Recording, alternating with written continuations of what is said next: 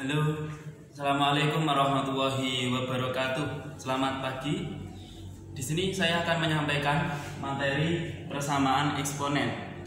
Materi ini diajarkan untuk siswa SMA kelas 10 MIPA. Materinya adalah matematika peminatan, karena ada dua ya, wajib dan peminatan untuk yang MIPA.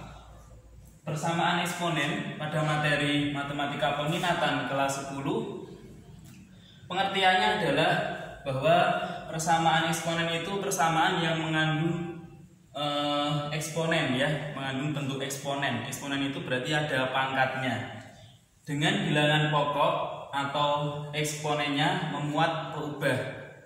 Bilangan pokok atau eksponen atau pangkatnya itu memuat peubah atau variabel. Oke. Kemudian persamaan eksponen itu mempunyai beberapa sifat, yang mana sifat ini akan kita gunakan terus untuk mengerjakan atau menyelesaikan soal.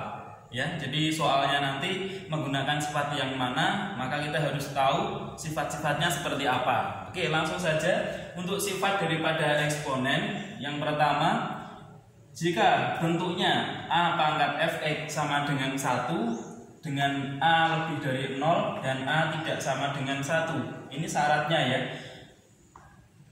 a nya harus lebih dari 0 atau harus positif, setengah juga boleh, sepertiga boleh, itu kan sudah lebih dari 0. Tetapi a nya tidak boleh sama dengan 1, tidak boleh 1. Kenapa? Karena kalau 1 dipangkatkan, ya pasti hasilnya berapapun itu akan bernilai 1. Maka kita hindari a nya dengan a tidak sama dengan 1. Maka nanti kita menyelesaikan masalah itu, kesimpulannya adalah bahwa pangkatnya atau fx-nya itu sama dengan 0. Jadi kalau ada a pangkat fx hasilnya 1, maka fx itu harus 0 hasilnya. Kenapa? Karena suatu bilangan yang dipangkatkan 0 itu pasti akan menghasilkan 1. Oke ya. Untuk sifat yang kedua, a pangkat fx sama dengan a pangkat p. Ini syaratnya masih sama, yaitu a lebih dari 0 dan a tidak sama dengan 1. Maka kalau kita lihat sama-sama a, yang satu pangkat fx, yang satu pangkat p, maka kesimpulannya fx sama dengan p. Untuk sifat yang ketiga, a pangkat fx sama dengan a pangkat gx dengan a lebih dari 0 dan a tidak sama dengan 1, maka fx sama dengan gx. Syaratnya masih sama. Kemudian ini sama-sama a, yang satu pangkat fx, yang satu pangkat gx, maka kesimpulannya pangkatnya juga harus sama kan? Maka fx sama dengan gx. Nanti dari persamaan ini kita akan menemukan nilai x-nya berapa. Kemudian sifat yang keempat, a pangkat fx sama dengan b pangkat fx dengan a lebih dari 0 dan a tidak sama dengan 1. Ini syaratnya masih sama. Karena ini a, yang satunya b, pangkatnya sama-sama fx, maka kesimpulannya adalah fx ini agar menghasilkan yang sama, padahal a dengan b kan beda, tidak sama ya. Di sini a lebih dari 0, a tidak sama dengan 1, b lebih dari 0, b tidak sama dengan 1, dan yang jelas a dengan b ini tidak sama. Maka agar a dengan b ini sama bagaimana? Maka pangkatnya itu bukan harus sama ya pangkatnya, tapi harus 0. Kenapa? Karena kalau a pangkat 0 itu hasilnya 1, b pangkat 0 itu hasilnya 1. Maka ini fx-nya sama dengan 0. Oke, bagaimana untuk sifat 1 sampai 4? Kemudian kita lanjut ke sifat yang kelima.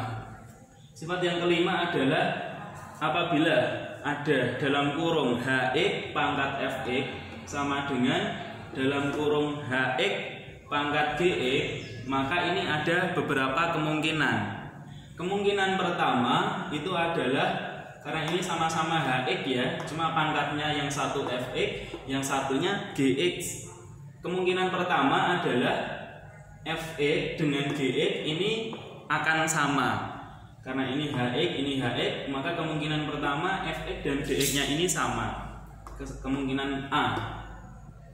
Kemungkinan yang B bisa juga, karena ini pangkatnya berbeda ya, tapi ini sama-sama HX, berarti kemungkinan kedua HX-nya ini sama dengan 1. Karena kalau 1 pangkat berapapun kan masih sama hasilnya, yaitu 1. Maka kemungkinan yang B HX sama dengan 1.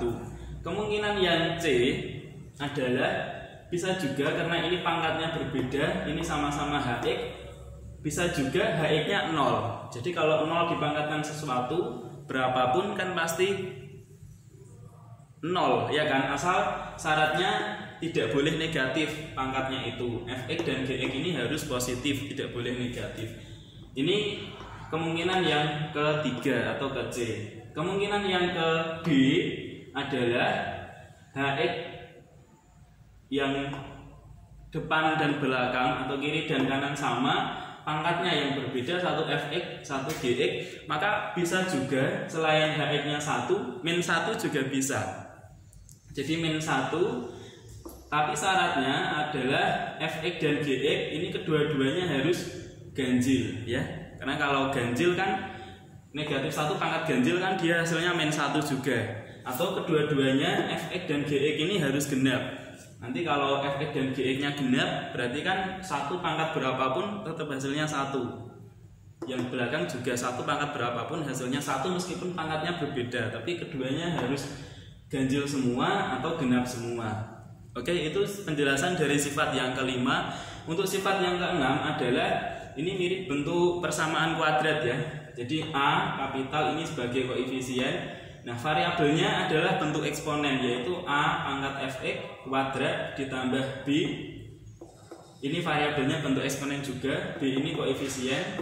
A pangkat Fx ditambah konstantanya C sama dengan 0. Nah, dengan A lebih dari 0, A tidak sama dengan 1, ini syarat eksponen. A, B, dan C ini bilangan real. Dengan A tidak sama dengan 0. Maka nanti penyelesaiannya adalah dengan mengubah bentuk eksponen ini menjadi variabel biasa. Kita ambil Y, kita ambil P atau Q dan lain-lain, sehingga nanti akan terbentuk suatu persamaan kuadrat. Nah, nanti persamaan kuadratnya baru kita cari faktornya, kembalikan lagi kepada eksponen, sehingga nanti akan diperoleh hasil himpunan penyelesaian untuk X-nya berapa. Oke.